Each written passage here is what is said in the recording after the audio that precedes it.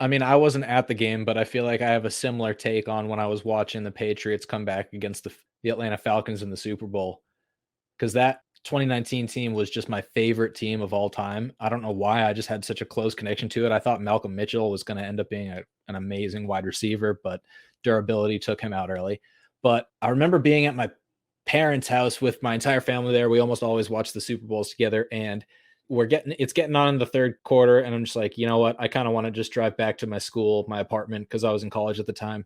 And I left just as the Patriots scored their first touchdown, like 3 minutes left in the 3rd quarter, and I'm in my car in my driveway, and I'm looking into the inside my house, and my parents are, like, celebrating and everything, and I've got the Sports Hub radio on it, and they're doing the call for the game, and they score the touchdown, and I'm like, "Okay, maybe, maybe I just wait it out a little bit more, go back inside," and then they're like, "And they missed the field goal." I'm just like, this, and I immediately hit the road. I'm just like, nope, couldn't even get 7. Nope, game's over. And the moment I get back to school, there's about a 30 minutes in between me leaving and me getting back to school. I'm walking into my place and I hear cheering from a bunch of different buildings.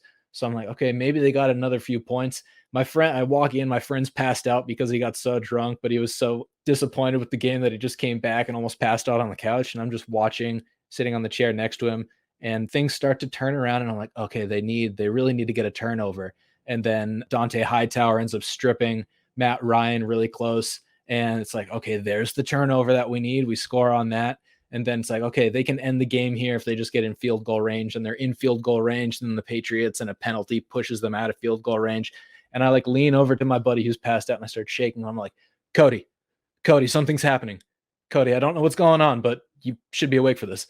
He gets up and we just both watch just the impossible happen. And I knew they were going to win as soon as they won the coin toss. When overtime happened, I was like, you cannot stop that much Yeah. momentum if you win the coin toss. And getting to see Arthur Blank, who I think is a really nice owner on the sideline, just like with his wife, and he's like, he had his smile on. And another thing people should know is he usually does that for a lot of games. So it's not like he just came down thinking they were going to win at halftime. He does that a lot.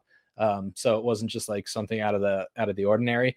But we watched, and just like they end up winning, and we're just like jumping up and down, hugging, like almost crying, just like he's wobblier than I am because he's just been so drunk. And then there's a riot outside, and they had to call the riot vans to like calm all the college students down because everyone's just going crazy. The only thing that's more vivid than that game is unfortunately the Super Bowl loss in the 2007 year. That one was tough, but we don't need to talk about that.